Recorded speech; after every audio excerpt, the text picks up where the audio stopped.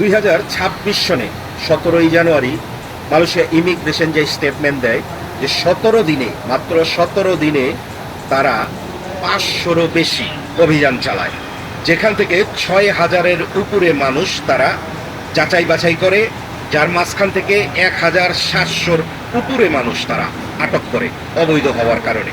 2025 সনের Malaysia immigration তাদের তথ্য অনুযায়ী তারা মোট অবৈধ শ্রমিক আটক করার জন্য অভিযান চালিয়েছে 13,910, এবং যেখান থেকে তারা আটক করছে অবৈধ শ্রমিক 92,360 জন। শুধু যে এই 92,360 জন অবৈধ শ্রমিক তারা আটক করছে তা না, এখানে তারা আরও আটক করেছে বিভিন্ন মালিক, বিভিন্ন বাসা ভাড়া যারা দিছে এই অবৈধ শ্রমিকদের, তাদেরও অবৈধ শ্রমিকদের কাজ দেয়া এবং বাসা ভাড়া দেওয়ার কারণে আটক করেছে 2,692 জন মালিককে, যারা মালয়েশিয়া 92,360 জন অবৈধ শ্রমিক আটক করেছে। এদের মধ্যে সবাই যে অবৈধ তা কিন্তু না, এদের মধ্যে কারো কারো অপরাধ হচ্ছে যে আপনি এক জায়গায় ভিসা আরেক জায়গায় কাজ করছেন, কাউরে আটক করছে মালিক যায় নাই ছাড়াইতে।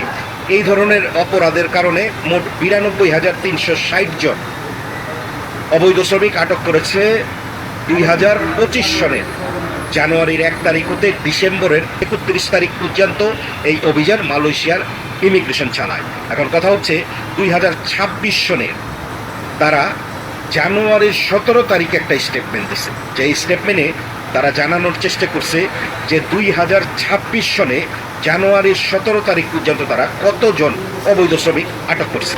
2026 সনে 17ই জানুয়ারি মালয়েশিয়া ইমিগ্রেশন যে স্টেটমেন্ট দেয় যে 17 দিনে, মাত্র 17 দিনে তারা 500রও বেশি অভিযান চালায়, যেখান থেকে 6000-এর উপরে মানুষ তারা যাচাই বাছাই করে, যার মাঝখান থেকে 1700-র উপরে মানুষ তারা আটক করে অবৈধ হওয়ার কারণে।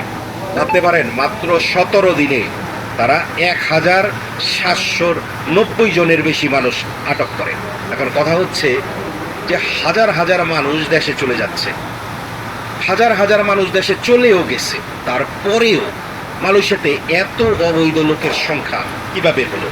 এটা আপনিও ভালোভাবে জানেন, আমিও ভালোভাবে জানি। মালয়েশিয়াতে অবৈধ লোকের সংখ্যা হওয়ার একটি মাত্র কারণ, সেটা হচ্ছে এজেন্ট, যাদের মাধ্যমে হাজার হাজার মানুষ বাংলাদেশ থেকে মালয়েশিয়াতে আসছে, ইন্দোনেশিয়ানরা আসে, বিভিন্ন দেশের মানুষরা আসে, ঠিকভাবে মালয়েশিয়াতে কাজ না পেয়ে প্রতারিত হয় এবং দিনের পর দিন মানুষ অবৈধ হয়ে বসে থাকে। এক সময় ইমিগ্রেশনের কাছে ধরা পড়ে, আর সেই স্টেটমেন্টই ইমিগ্রেশন আমাদেরকে জানায়।